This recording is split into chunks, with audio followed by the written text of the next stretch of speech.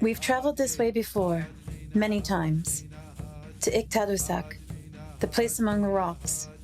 We know the way, but we are moving much slower this time.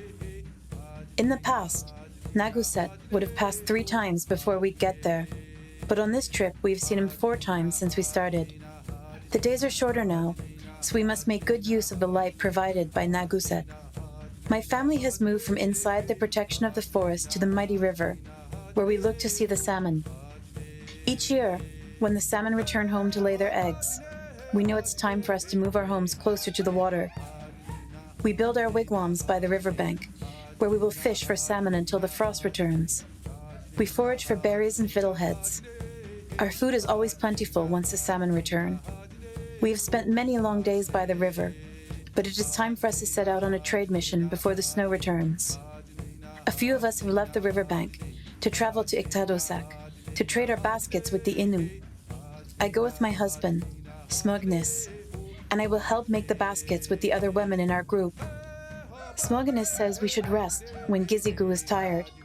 He is the one in front and the oldest man in our village, and he has earned the respect and trust of my people, the Mi'kmaq. Our elders carry the knowledge and the history of my people, so we must always listen to the wisdom they have to offer. Gizigu has made this trip many more times than anyone else in our party, and he knows the land. Smognis places a hand on my shoulder and motions towards the front of our group. 3 of the men walk ahead of me, their backs loaded down with fur pelts, dried tobacco leaves, and ash branches for making baskets. Gizigu walks ahead of them, leading the way.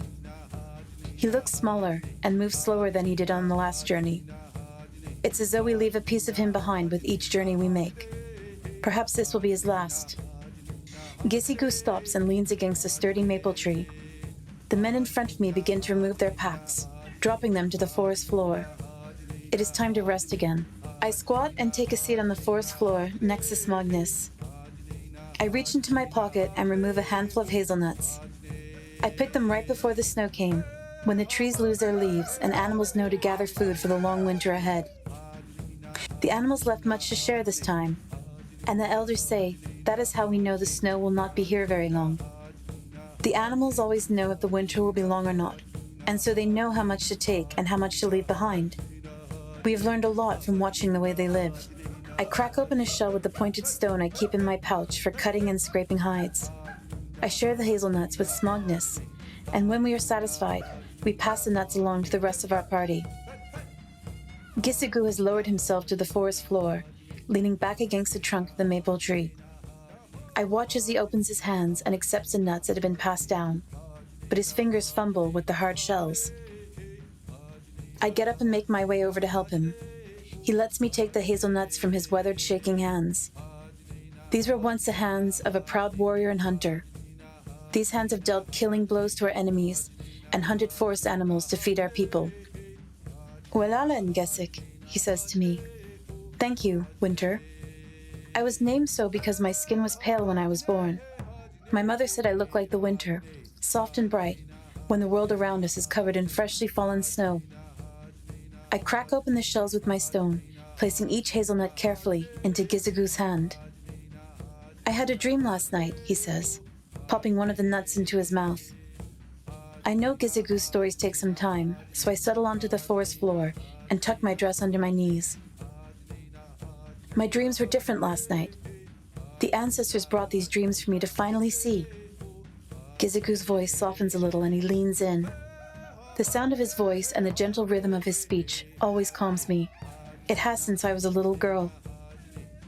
The elders always speak of these things. I remember hearing stories about these dreams when I was young and not very wise. The man we call Gizigu when I was a child used to speak of them. He would tell us about the dreams our past relations would bring him. I am not the only one to have had these dreams, and now I am sharing them with you, Gesik. It is your turn to carry them, and to share them when you are wiser. I see much of myself in you. Your grandmother has told me that you too can carry dreams. You too have received gifts from the ancestors. I nod. Gizugu is right. I have had dreams of my own. Dreams where I am alone in the forest and I can speak to the animals. Dreams where I am a salmon, swimming out far beyond the river. My grandmother says my dreams are special, that they can tell us things about the world around us. Not everyone can dream this way. Gizugu pulls a pipe from his pouch.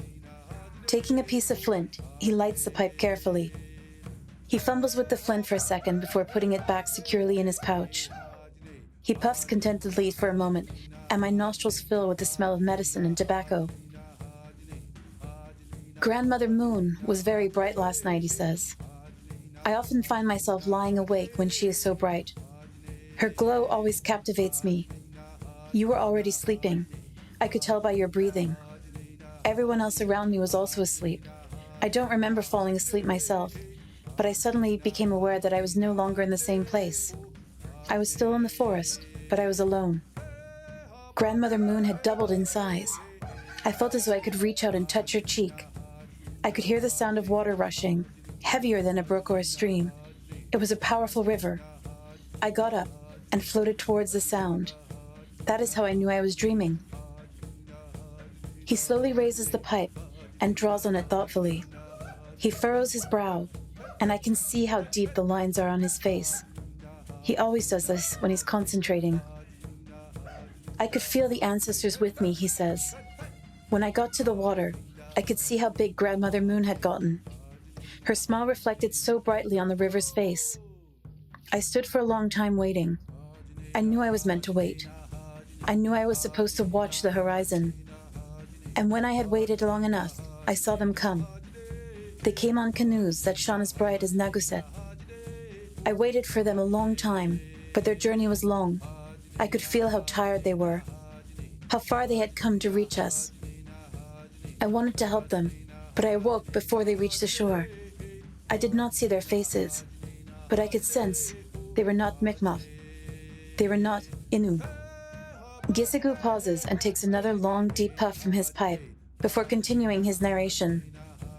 There will come a time when we will have newcomers to share this land with. We already share this land with the animals and our ancestors, but we will have to share the land with newcomers as well. The elders have said that the newcomers will be sent here by Niskum.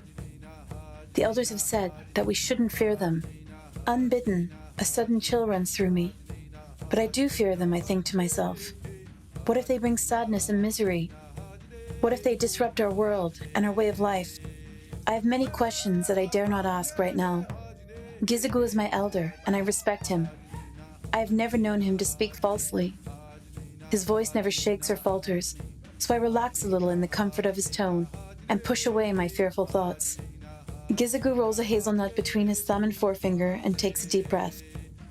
The newcomers will be sent here by Niskum, Gesik. We must trust that their arrival will bring good things. We have much to show them, and they have much to learn about our ways, but we will welcome them. I nod and do not question the knowledge Gizugu has shared with me. Gizugu pops a hazelnut in his mouth and snuffs out his pipe. He leans his head back against a tree and closes his eyes. He's done speaking now. It's time to rest. I walk back to Smugness, who is still cracking hazelnuts against a rock. He offers one to me. Mohwa, I decline. Gispene. I settle into a spot beside him and rest my head on his shoulder, pushing aside the thoughts about the newcomers. I trust in the wisdom of my ancestors, and I trust in the stories that Gizugu has shared with me. The light is fading now, and Grandmother Moon will be here soon. We will reach Iktadosak tomorrow. I close my eyes, and the sound of Smugness cracking hazelnuts slowly fades away.